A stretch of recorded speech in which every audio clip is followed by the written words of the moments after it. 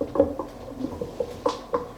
book of the prophet Isaiah. The first book we explored of verse 39. They accused the leaders of rebellion against God, and through the Syria and Babylon, Israel's kingdom will come crashing down, act of God's judgment. In chapter 39 of Babylon's exile of the people of Israel, all it came to pass. A new purified Jerusalem to be restored, and all nations will come together. And chapter 40 and 40 to 48 explore announcement of hope and comfort for Israel. And Babylonian Israel's sin has been dealt with, and new eras begin. So I'll return on Jerusalem, when God will bring himself his kingdom and all nations will see his glory. Stop for a moment. This opening announcement has a big question. Who's saying all this? Whose voice are we hearing in the hope of hope? The perspective of the prophet is from after the exile. A time period is described as Nehemiah. So what is also make of this? Isaiah is dying in his dying voice, because he already died already, and transported into the future, and is speaking to the future generation of his exiled of his past. The book of Isaiah has some clues and something else going on. See in chapters 8 to 16, you see told Isaiah rejected by Israel's leaders. He wrote and sealed a new scroll, all the measures of judgment and hope, and passed it on. Some disciples witnessed for this to come, and eventually Isaiah died. Praise his words. Chapter 1 to 39. Isaiah's prediction of judgment, of exile, of a true prophet. After exile is over, the disciples are treasured for so long, opened the scroll, and applying his word, did their own day. And the book Isaiah voice Isaiah words and real writing of prophetic disciples, and uses the extended message of hope for future generations, whatever view you're taking. All these chapters announcing a future hope, that feeling of feeling God's prophetic promises, and God's servant, and after serving God's mercy, they are not to share to the nations who God truly is. That's not what's happening. And Israel not to burn it to the whole nation of accusing of God. Lord does not pay attention to the trouble. He's ignoring our cause. Babylonian exile has caused Israel this faith in his new God.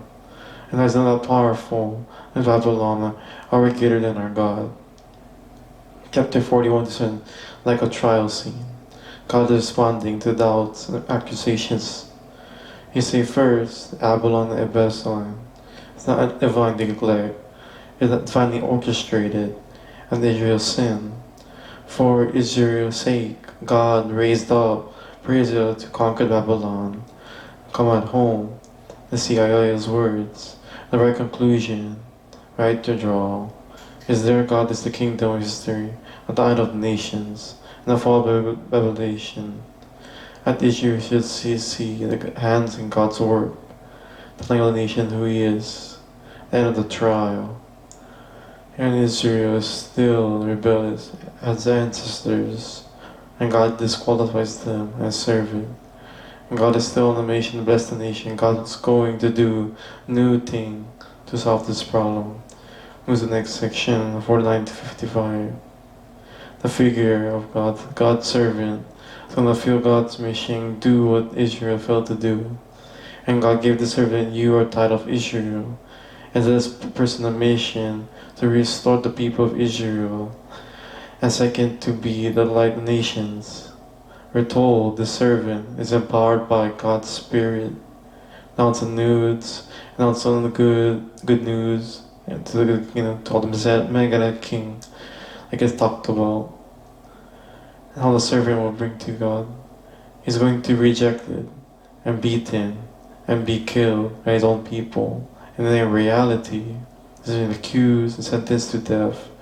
He's dying on behalf of the sins of his own people. The prophet says, servant's death is a sacrifice for the sin.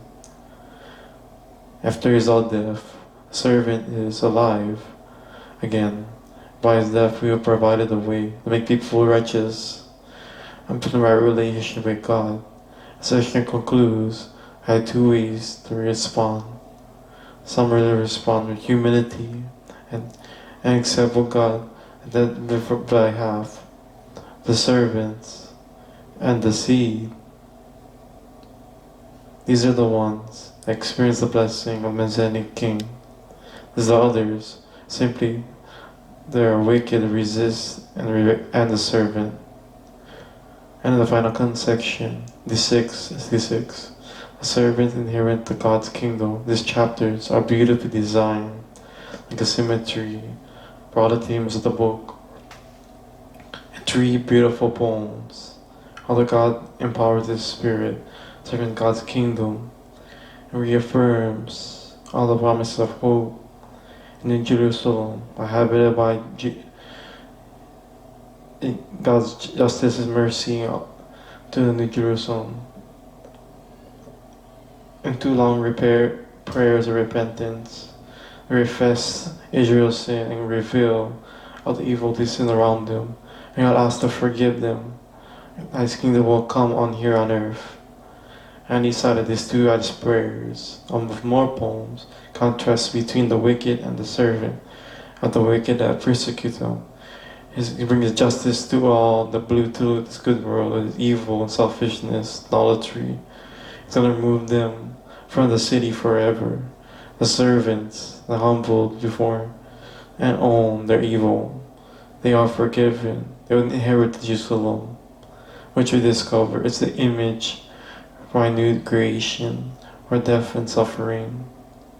Let's bring this out of frame, part of the book. In this new revealed world in God's kingdom, all nations are invited to join God's covenant family, and even a new creator.